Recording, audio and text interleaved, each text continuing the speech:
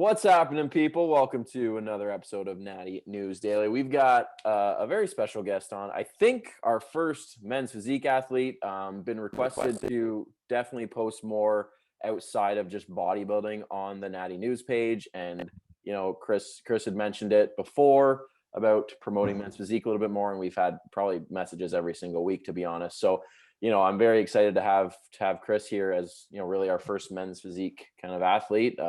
And, you know, for those that don't know, a very accomplished athlete within the sport. But anyways, Chris, I'll give you kind of the mic really quick. For those that maybe don't know who you are, give a brief introduction and tell them what you're all about. Oh yeah, thank you for having me. My name is Chris Elkins, like you said, and I started competing in 2013. My first show, I hired 3DMJ for that entire contest prep. And after like watching Matt Ogus on YouTube and being introduced to natural bodybuilding, I decided in 2013. Well, I guess I decided in 2012 that I wanted to do a prep and see if I could be competitive. Yep. So my coach was Jeff Alberts, and he had me do a warm-up show. And at the time I told him like, well, I think I liked physique because it was brand new, and I was like, felt like maybe it was more comfortable. So I did physique and bodybuilding, but I practiced posing way more for bodybuilding. And I did an NPC show as my first show, and I got just destroyed in physique. That was crazy because I wasn't ready for either one, really. It was just like a warm-up, you know? Yeah. And I won bodybuilding. So from then on out, I only did bodybuilding. I won my pro card in 2015 in bodybuilding in the WNBF. I did a number of pro shows. I did Worlds in 2018. And then in 2019, my girlfriend at the time was like, why don't you do physique? And I was like, I tried that once. I suck at physique. And she's like, no, like you'd be really good at physique. And I was like, okay, sure. So I tried it, won my pro card on the first show. And then it was Monster Mash, the show I'm actually about to do in a week. And you're doing it too. Yeah, I'll see you there then. Yeah. Oh, nice. We'll actually get to see each other face to face for first time in a while then. Yeah, since maybe 2 years ago at an expo, probably is the last time we saw each other. I think so. Yeah, so yeah, I won the amateur show, and then you have the opportunity to compete as a pro the following day, and I did, and I was 1 point off of winning. I really thought I won that show too, and then unfortunately I got sick right after that, and I didn't make it to WNBF Worlds in 2019. 2020 it was canceled, and here we are, 2021. After it'll be, you know, my third year trying to get to Worlds as a pro physique athlete, and you know, barring any kind of anything crazy happening. Knock on wood, right? To do quite well. Well, that's interesting. I didn't know you had you know, more experience in the bodybuilding. Yeah, I'm division. a bodybuilder. Yeah, through and through. I just store so much fat in my lower body that men's physique is such a better fit for me as far as being competitive, not just being competitive, but like being better for my body as well. Yeah, I feel like I remember you posting about that, maybe your previous prep or something, about saying that like how far you would have to take to get your lower body in. Basically another 10 pounds. Yeah, which is like, you know, for those that have been in the depths of prep, that last 10 pounds is pretty shit. Whereas like for you, you know, clearly men's physique, you can kill it and not go that far.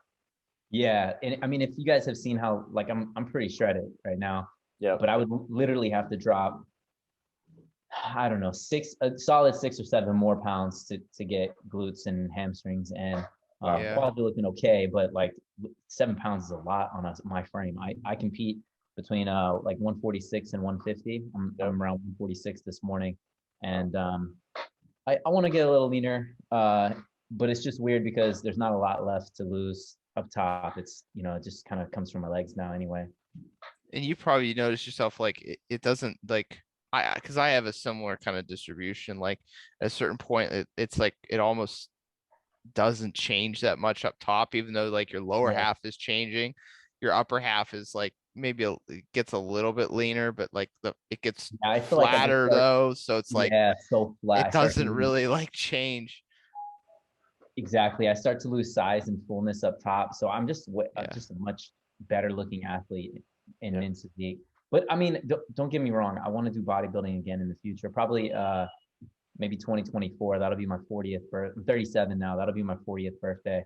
And I would love to make a return to the bodybuilding stage when I'm 40. I think would be a good amount of time, I think. Yeah. Let's touch on training a little bit, because I think people assume because you're a men's physique athlete, you train in a different manner or whatever, but clearly, you've had much experience in bodybuilding. So do you still do like legs as much, or do you only dial it back to like once a week right now, or how do you No, I haven't structure it? changed a thing. I'm still hitting legs twice a week. Yeah. I have a day where I do a full lower. And because I think that my quads are a relatively strong point for my physique, I have one day that's full lower body, and then I have another day that is glutes and hamstrings. Yep. Yep. Primarily, yeah. And Yeah. when I 2018, I actually did hit. I was running Max Hype Extreme, which is a training program that me and Chris Bearcat put together, and I was actually doing legs 3 days a week with a full lower day, a quad dominant day, and a glute and hamstring day. So now it's just twice a week, which I think is more reasonable anyway, especially since I'm doing physique. But I don't ever see myself training legs less than twice a week. Yeah. And that's coming from a men's physique athlete, people. So, bodybuilding at the end of the day, we all do the same thing and the same goal to build muscle. Yeah. Right? I mean, right. We all want to grow muscles, and balance is everything. So, yeah. Okay. Let's come on to this season. Give them a rundown of your placings and what you've done. Cause we talked before, on Instagram, and you've kind of tore it up this year. So give us a rundown. You've been running the table, man. Yeah. Yeah, it's been going really well. This has been my best season by far. I stayed relatively leaner this year, so I didn't have as long of a prep. I feel like I was able to get ready in 6 to 8 weeks as opposed to like a longer prep. And I feel like it made things a lot easier. So I took a trip to Mexico early July and Greece at the end of July. I got back from Greece, and in 9 days I did a NPC show as a warm-up show, because it kind of forced me to get into prep. Like I was fairly lean for Instagram and for these trips, but I was still a good like 5 or 6 pounds away from good competitive conditioning. So I did this Tahoe show because Matt Ogus and Kendall Richmond were doing it. So I jumped in.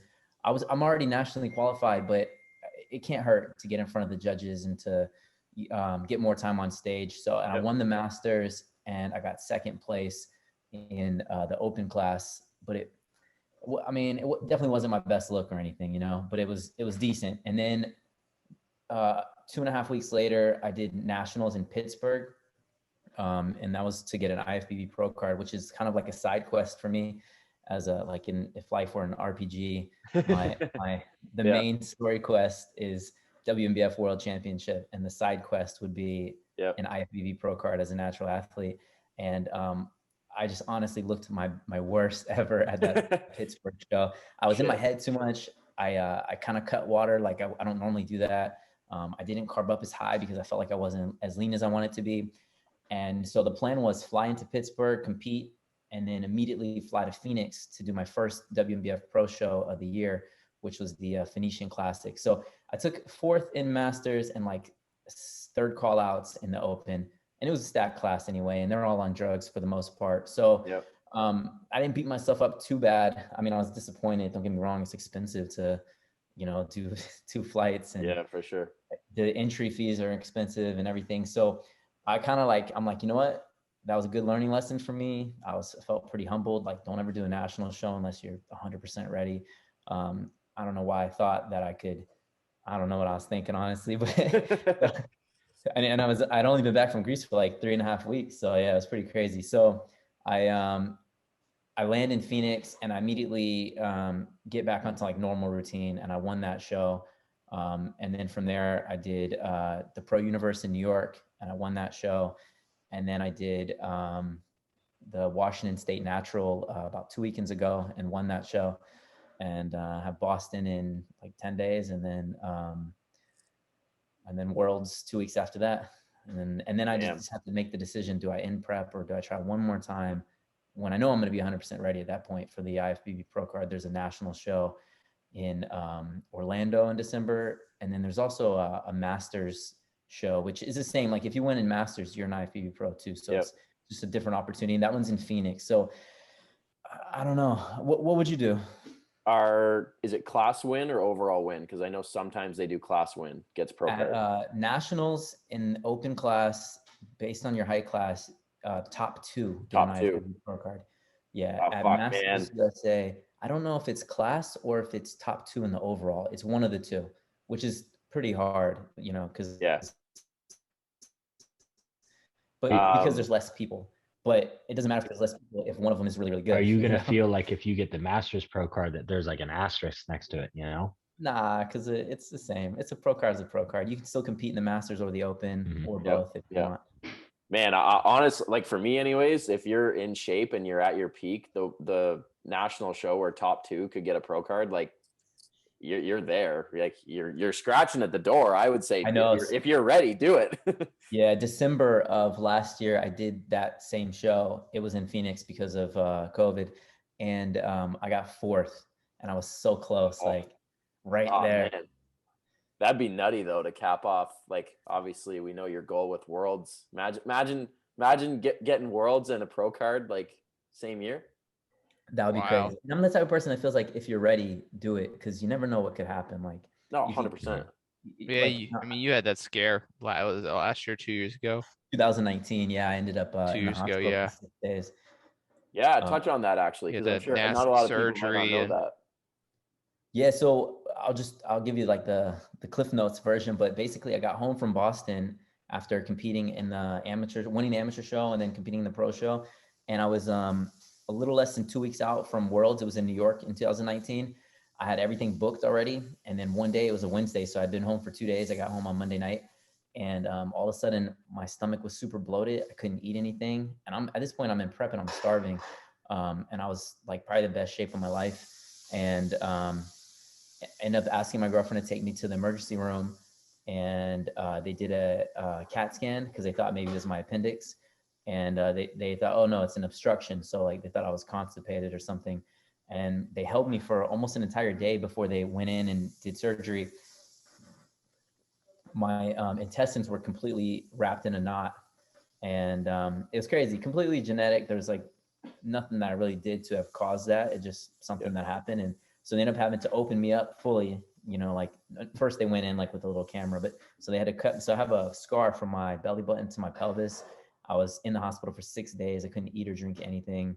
It was pretty crazy. And obviously I missed Worlds and had to watch on the couch. Yeah. I was out of the gym for 2 months, and I had to be super careful even getting back into the gym because it would be easy to get a hernia because they had to cut open my abdominal wall. But yeah, they cut out 6 inches of my part of my large intestine, my colon, my appendix, cecum, like a bunch of stuff in there. And fortunately, I didn't need like a bag or anything. Like the recovery wasn't too bad. Thank God I got out of it fine. And I went to a VA hospital because I was in the Marines, and the surgeon that was on duty just so happened to have gone to a small incision surgery class shortly before she had to do this surgery. So she knew I was a bodybuilder and I competed and a natural athlete and stuff. So she kept the cut below the belly button, in an attempt to make the scar as least noticeable as possible. So there's a lot of things that, I mean, it was shitty, but there was a lot of things that went in my favor as well. And I made a full recovery. I competed last year and had my best season ever last year. And now this one is even better. Yep. Yeah, that's scary, man. I had my appendix removed, God, I don't know, 4 or 5 years ago now. And like, I was just getting ready for my first show when it flared up and they had to pull me in. And I remember being terrified that I was going to have this huge gash across my midsection. I'm like, all right, this is going to look so bad on stage. And they're like, well, we need to fix this, so you may die. Yeah, you just had 3 little dots, right, for you? Yeah. Belly button and then 2 kind of just in the side, which they're long gone now. But yeah. I can relate to that feeling. So, I mean, my scar is pretty ugly still, in my opinion, but with tan and carved up, you really can't notice. Yeah, for sure. So let's talk about this prep then. What's been kind of, macros, cardio, like where is that all kind of fallen? Yeah, so I really started kind of right where I normally start when I want to hit the ground running, and that's around 50 fat, 175 carbs, and 175 protein. And I'm around 5'6", 155 to 57 pounds normally. I either hang out between 155 and 165 in the off season, depending on how long of an off season it is, and how lean I want to be. But yeah, so I jumped right on those numbers in say like early July, but then I had trips and I wasn't tracking consistently. And then when I got back from Greece, I was like, all right, I need to go a little harder because, I ended up doing a show 9 days later. Yeah. So Yeah. I did a lot of like depletion macros for a while, and I was on around 55 fat, a sub 100 carbs, and 175 and 185 protein with daily cardio. But then once I got those first 3 shows out of the way, I was like, okay, now I can really afford to cruise into Worlds, because if I was like 100% in late August, early September, there's no way I would be at my best by November. So I increased food significantly, and then just kind of picked it up again 1 to 2 weeks out of each show. And then peak week is fairly simple. I'll deplete for 2 to 3 days, depending on how lean I am. Yep. And then I'll carb load for 2 days, relatively safe. It worked well for me in 2018. So I kind of matched that in my 2019 and 2020 preps as well.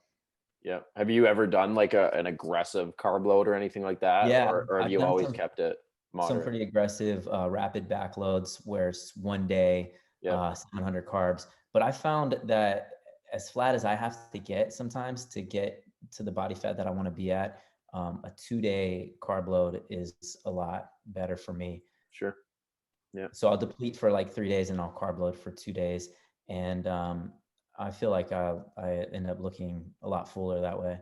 Yeah. What's your protocol on show day itself? Do you kind of just small meals, or depends? Yeah, it really depends on the time of that we go on stage. Yeah. But if it's like a normal show and we're going on like 9 or 10 a.m. relatively early, I'll wake up at like 6 or 7, immediately have an energy drink, so I get to waking up. Mhm. And like I said, in Pittsburgh, I tried not to drink that much, but that just didn't work for me.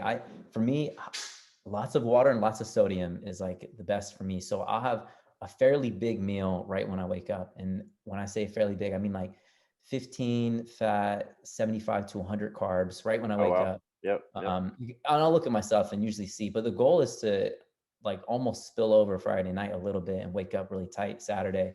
But I still need to have a pretty big meal, or I'm like feel empty again, and then I don't want to eat too much right before stage. Yeah. Yeah. What kind of carbs are you intaking? Because obviously that's a pretty big bolus, and you don't want to feel bloated and. Right. So what I'll normally do on show day is I'll do some of this like cheap steak that you can buy at Walmart and microwave, and I'll do 2 rice cups and a banana, and that puts me right pretty close to 100 carbs. And yeah, then, the white rice is really nice, like white rice based products. Yeah. Yeah, and then with me, I'll take like to the show, I'll take some rice cakes and some candy. Normally I'll go with like something gummy, like some fat free, nothing that's gonna like take up a lot of space in my stomach. Yep. There you go, guys. You heard it there first. Secret. From WNBF Pro champ, gummy bears and Walmart steak. Yeah, for real. The secret. But, another thing that I do from time to time is I will have some pizza either the night before or even the morning of, just because I need something that is high calorie but doesn't take up a lot of room in my stomach, and that I know for me digests well. And there's so much sodium in the cheese, the pepperoni, for sure, and the sauce. So that it's a lot more carbs than people think compared to fat and protein. And I think for me, it works really well, but I don't recommend that to any of my clients. Some that I've been working for a long time, I'm like, hey, have you tried a slice of pizza? And a lot of times they're just too scared to try that. So is there a reason you like the classic is a burger and fries? Is there a reason you opt for pizza over the burger and fries? For me, a burger and fries is so much more fat than it is carbs. Okay. That I actually feel like, and fat and protein, that I'd rather err on fat and carbs instead of fat and protein. Yeah, that makes sense. I could agree with that for sure. Yeah, I feel like pizza is better than a burger. And also, here's another reason for me is I eat pizza. I mean, not pizza. I eat burgers almost every day in my prep. So low fat hamburgers that I'd rather have pizza anyway. Yeah, that's fair. Famous for your burger salad. Yeah, the Big Mac. The Big Mac salad. Yeah, that's right. I picked that up. I've done that. Tricks of the trade. Let's pass this on to your Instagram story roughly an hour or two ago. So someone had inquired why you put yourself through this pain and suffering for just a trophy. I will let you take the floor with that. because I think we can all agree with your statements. Yeah, man. He said, why do you put yourself through such a harsh mental and physical battle or whatever? Like, first off, this is very mentally fulfilling, like testing your discipline. But I just think the most important thing is it's not about a trophy. Like, I don't care about a trophy. Like, they could not give out any trophies at all. I compete because I'm a competitive person. And the whole reason I got into bodybuilding is because I was looking for something to scratch that competitive itch. And Yep. this was a healthy, natural bodybuilding in general, healthy sport to that also, you look cool too when you do it, like aesthetically, you improve your physique. So it was like all the things lined up for me. And I mentioned I was in the Marines. Like, suffering is like a way of life, like there's people that do marathons and people that do triathlons, and they're not competing for trophies. They're competing because they like to test themselves and to see Yeah. how far they can push themselves. And if you've never prepped before, if you're listening to this and you haven't had your first contest prep yet, then you'll know once you do that first prep is like such an experience. You see exactly how far you can push your own boundaries, and how deep you can dig, and you learn things about yourself as you're doing that cardio session that you really don't want to do, and you break down in tears and your hormones are a little lower than normal, and you're like, damn, this is crazy, but I'm actually doing it, and I'm doing something that I didn't think I could do. And to me, that's how I feel every prep. Like, it doesn't really change. I get that gratifying, like, how bad do you want this? Okay, this is how bad I want it. And no matter how smart or hard or both that you train, because you got to, like, if you're training hard, you might not get great results. And if you're training smart, but you're not putting the effort, you might not get great results. When you combine those two together and you see the fruits of your labor, it has nothing to do with a trophy. It's, something else completely. It's that discipline, right? That's the one thing that I think, a lot of people, they're not, people aren't tested, right? Like, society nowadays is pretty like Soft. It's soft, right? It's easy. Whereas Yeah. like in prep, especially like the latter part of prep, like every day is a battle in some form or another, whether it's like you said, the cardio, or, you're a couple rounds of posing and you're dragging your feet, or the training sessions that you can't Or get the up. leg day that you don't want to do. Yeah, man. Like all that stuff is so freaking hard. And like, even like little things, we've all been there where it's like, you're sitting on the couch, you have to go to the washroom, but you don't even want to stand and go to the washroom. Like, those things become so challenging under, the circumstances that prep brings on. And like, when you can get through that, like you said, it's such a It gives rewarding you feeling. it gives you a different perspective on what hard actually is once you've like been there. All the other like small things when you're out of prep, it's like, oh yeah, like I can totally do that.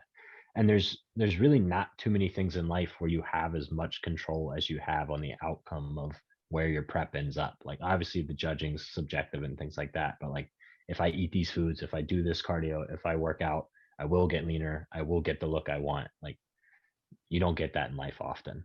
Yeah. And at the end of the day, this was your choice. So as much as you want to complain about it, and you have every right to complain about it, so you're like, if I complain on social media, let me complain. It's my social media. Like, if I want to complain because it makes me feel better, then I'm going to complain about it. But at the end of the day, it was my choice, and I got to choose how hard I suffered, and I got to push myself how hard I wanted to push myself, especially if you're coaching yourself. Like, I coach myself now. And yeah, it's interesting just to see, like, sometimes I have to pull back a little bit because I want to push myself harder, but then I'm like, nah, like, you don't want to get too flat, or you don't want to, you know what I mean? So it's a whole balancing act, and I love it, man. I love it. Yeah. When you find that love for it, that's when the whole thing changes, right? Like, I think everybody goes through those, whether it's the first prep where you're trying it out, or, you're doing it because a buddy's doing it, and then, you're not sure if you love it. But when you get to that point where, all four of us can probably attest that we genuinely love this, and regardless of how hard it is, like, that love will still be there, right? Yep. Yeah, exactly. Or the part where you're like just sitting on the couch and your glutes are lean, and now it actually hurts to sit down. Yeah. Good times. So what's the timelines now for the next show, Worlds, and then the potential NPC show? Yeah, so me and Dan are doing the Boston show together. I didn't realize that, so that's pretty cool. That's what, 10 days out, basically. The pro show's on Sunday, the amateur show's on Saturday. Okay. And then from there, it's just under 2 weeks to WNBF Worlds, November 20th in Las Vegas. And I'm really looking forward to that. I was talking to the previous world champ from 2019 for Physique. He's from Taiwan. His name's Zach. He's coming out to defend his title, and I'm like super excited for that. And I just hope we get a ton of competition because, you know, I'm grateful that I was able to win these last 3 shows, but there wasn't a ton of guys at each show. They were fairly small. It was like 4, 2, and 4. So I'm hoping Boston has at least a handful, and Worlds last year had like between the short and the tall, they had like 20 in each. So I'm hoping we get a similar turnout. I've heard numbers that there's over 250 competitors signed up, a lot of international competitors. So, you know, I freaking hate COVID and everything that's happened with it, but hopefully Worlds is still a strong show. There's been some deep lineups in the pros this year. Yeah. And I'm expecting that Worlds will be very similar. Yeah, I hope so. The thing is, you know what kills me is that I look at the other organization. I love the WNBF because for a number of reasons, the 10-year natural, the polygraph, actually doing the urinalysis testing. But what I don't love is the turnout just hasn't been as good as some of the other organizations. And one of those reasons is because the other organizations, I don't know if we want to talk like natural organization politics or whatnot, but the other organizations take any pro card. The WNBF only takes WNBF pro cards. Whether you're Mr. Olympia or you won the Natural Olympia or whatever, you have to compete as an amateur in the WNBF and win your WNBF pro card. So it's cool because it makes it more elite, but it's disappointing if there's really good pros in other organizations that don't want to do that and don't want to compete in the WNBF. So they're not going to compete as an amateur, you know? So like I'm looking at some of these lineups, like the Mr. America lineup, really solid lineup for Physique. Unfortunately, I don't like their posing criteria. They don't do normal physique posing. They have you hit like the PNBA style where you hit bodybuilding. They did, yeah. They did some bodybuilding posing at Mr. Yeah, I America. think that's ridiculous, and I think most physique athletes will agree with me that that's ridiculous. But aside from that I thought it was an incredible lineup. And just recently, I saw the Yorton Cup. That lineup was equally impressive for Physique as well. And I could have done either of those shows, but this year I'm really focused on the WNBF. Do you have your OCB card then too, or? Yeah, they'll accept it as well. Do they actually accept? Okay, Yeah, I did not know that. I Okay. compete in polygraph shows. Okay. Yeah. Because I actually have to compete as an amateur in a couple weeks actually at the Monster Mash because I don't have my WNBF card. Oh, I've so never done an INBF show. Oh, okay. I've only competed OCB, well, and then Mr. America a couple weeks ago, but Yeah, I think you'll enjoy it. It's the venue looks really nice this year, the DCU Center is Yeah. that's like an arena, isn't it? Like and everything plays so it looks pretty Okay. nice. Awesome. Right on. All right, man. We got a couple minutes left before Zoom's going to kick us off. So I guess just, close us out. What's the end of the year look like for you? What's the goal? Only one goal, man. I guess there's a couple, but I would love to go undefeated. Side quest. I'd love to go undefeated all the way to Worlds That's and get sick. that top spot. Anything less than that, and I'll be a little bit disappointed. But I'm just excited to compete against good competition. You know, I want to prove myself. I don't want any kind of like easy win or anything. You know, and then That's really what it's about, man. Like this year was kind of my pro debut, and like I wanted deep lineups. I wanted to see how I stacked up, and that was really, to be able to stack up there or hold your own in a good lineup is something, man. That's how for you to win. Yeah. That's how I felt in 2018. And then now I feel like I kind of like am at a point, especially with Physique, where I really do believe that I can win the world championship. And I believe that it's just a matter of time. I practice posing every day. I train my ass off and hit my macros to the T, and being as smart as I feel like I can be, managing the highs and lows of, when to refeed, when to push, when not, you know what I mean? Maintaining this look, because it's very subjective. I could get way leaner, but I think it hurts my physique. So I'm trying to stay right in this, and I want to come in maybe 2 pounds sharper. But anyway, the goal is to win the WNBF World Championship. And then I think on November 20th, after that happens, I'll have to make my decision if I'm going to end prep or go to Phoenix or Orlando. But I think I probably will go to Orlando. Honestly, I'm just so motivated, and I like. If you're ready, do it, because you never know what could happen. Could get hit by a bus in Vegas, whatever. You know what I mean? You never know. Like, I plan to do it, I think. You took a lot of positive out of your surgery. I can tell. Yeah, life is short, man. You never know what you got left. Yeah, man, for sure. So for coaching, social media, all that good stuff, where can people find you? Yeah, Chris_Elkins. That's ELKINS. And I try to reply to just about every DM.